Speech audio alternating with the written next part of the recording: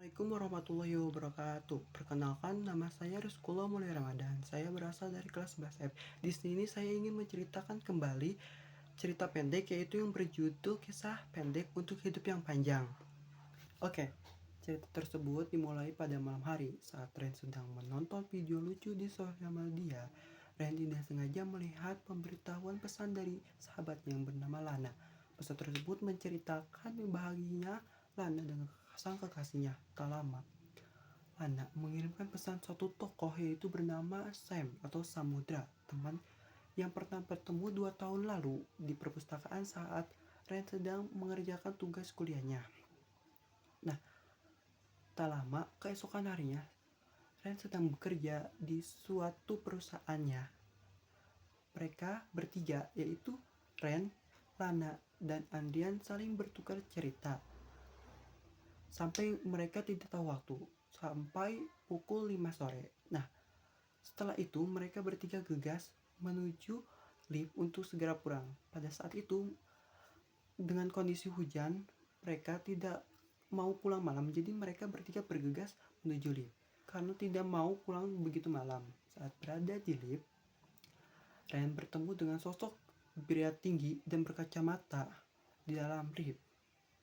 Nah, saat di dalam lift, mereka berdua saling menyapa, dan yang kalian tahu, mereka berdua adalah tetangga kos yang baru diketahui Ren 1 bulan lalu, karena saat Ren memasak, Gara, sang lelaki tersebut, membantu Ren untuk membenarkan kompor yang rusak. Nah, saat di lift tersebut, Gara mengajak Ren untuk pulang bareng. Awalnya Ren menolak, tetapi akhirnya Ren mau untuk bareng Gara naik mobil. Nah, saat berjalan mobil, Gara mendapatkan telepon. Gara atau Segara, yaitu adalah senior perusahaan Ren tersebut. Saat di perjalanan, Gara juga mengajak untuk makan malam di pinggir jalan. Dan mereka berdua mau makan pecel lele di depan ruko tersebut. Setelah makan, mereka bergegas untuk pulang. Namun, Ren dalam hatinya berpikir, setelah saya mengenal Gara begitu lama, saya bisa menilai laki-laki tersebut. Gara sosok yang bekerja keras, baik, humble. Namun kalau saya berkata dengan dia, ritmenya terlalu cepat, tidak seperti Sam yang setengah air pembicaraannya. Sam tersebut adalah teman di masa lalunya ya. Setelah sampai rumah, mereka berbicara kembali, dan Gara mengajak Ren untuk besok hari makan gotik di seberang, karena pas dia makan, tempat itu begitu ramai. Di esokan harinya, Ren sedang mengetik di depan komputer dan sambil menyeruput secangkir kopi, tidak sengaja melihat ada notifikasi pesan dari Samudra. Namun saat ingin membuka, Ren dipanggil untuk segera datang ke ruang meeting. Saat meeting tersebut, Ren juga selalu memikirkan isi pesan tersebut. Nah, setelah selesai meeting, Ren bergegas untuk melihat kembali pesan tersebut.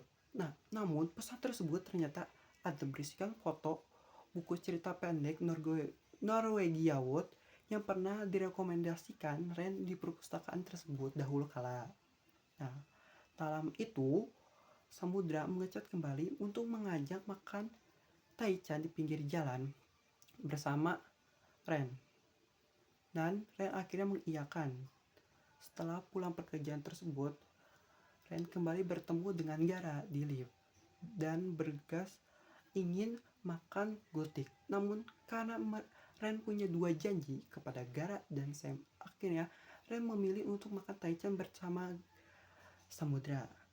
Saat Samudra dan Ren berada di tempat taichan, mereka awalnya berbicara santai mengenai buku tersebut. Namun dimulai oleh perkataan Samudra mengenai, maafkan aku dahulu karena telah mengabaikan kamu karena aku sibuk dengan pekerjaan aku.